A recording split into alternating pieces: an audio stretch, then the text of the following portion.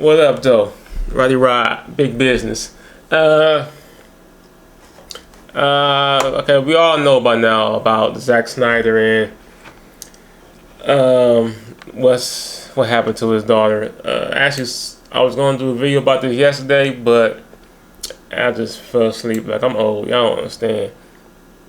And it was just a lot to take in. Plus, I didn't want to talk about too much without properly knowing exactly what happened. Like, I'm pretty sure we all jumped because the headline was just saying Zack Snyder steps down from Justice League and lets Joss Whedon take over, and that's like, what?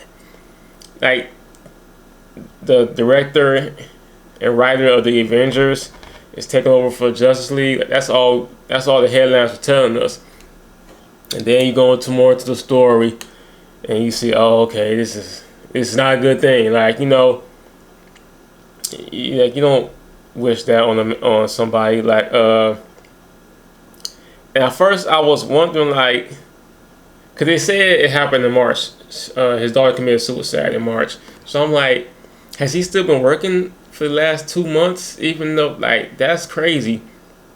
Nah, I guess like they were done shooting when it happened, and they were going back for reshoots.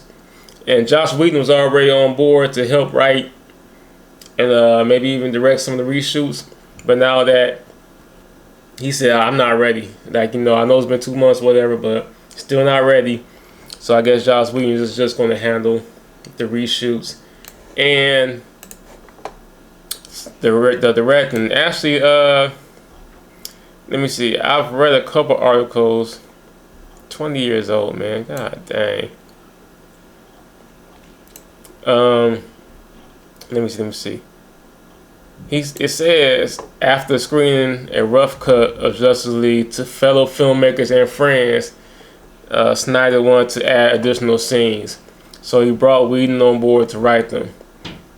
But as he prepared to shoot the scenes in England, Snyder realized it was not the time to leave home. But the directing is minimal, and it has to adhere to the style and tone and the template that Zack said. I mean, yeah, this trailer's out. The movie's done pretty much, but they're just going for reshoots, which is crazy, but hey. So it's just Josh tying up loose ends, I guess, while Snyder deals with this. And it turns out he has 8 children, 4 from his first marriage, 2 from his ex-girlfriend, and then 2 adopted with his wife. So you could just imagine that. I mean, hey, yeah, it's crazy because we all deal with death, but to deal with like a child, like unexpected death, for a 20-year-old to commit suicide, especially a 20-year-old with such a big family, and with the parents doing well, it's like, what's going on? I mean, depression is a motherfucker, man.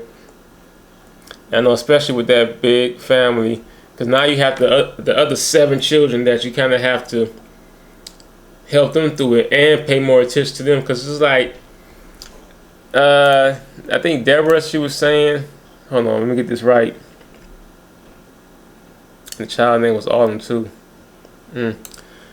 Deborah was saying that the daughter had written a sci-fi fantasy novel in first person. And it featured a character who was an outsider and had trouble fitting in.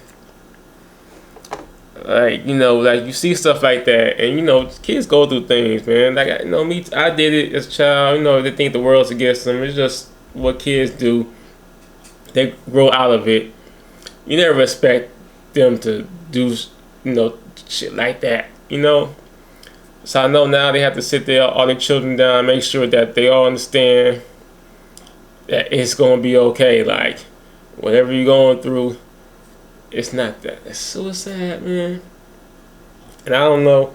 It doesn't say how she did it, so which is cool. The only reason it's out is because he found out he wasn't gonna be able to go back. So they kind of actually had to give a reason why, and that was it. So, of course, condolences to Mr. Snyder. I mean, just mean, no, I give him respect. You gotta give him respect just for even attempting to go back so soon. You do, like, it's just a movie, and you have a passion, and you're successful in Hollywood. Like, you do all this stuff for your children, and then so while you're doing that, to lose a child while doing that, it's just, come on, man. All right, but it's no, that's crazy, man. I didn't realize he has such a big family though. Like, you read so much into it, like the 8 children, dang. Yeah, I mean, I just learned a lot about this man in the last 24 hours. I'll say that much. Yeah, anyway, all right. I just wanted to get my take on it because that was kind of messed up. Like I said, we all jumped. I think when you read the headlines, but then you see, it's like, okay, this isn't good at all. Like, damn. Yeah. Post comments down below. Don't forget to like, subscribe, and share. Condolences to Mr. Snyder.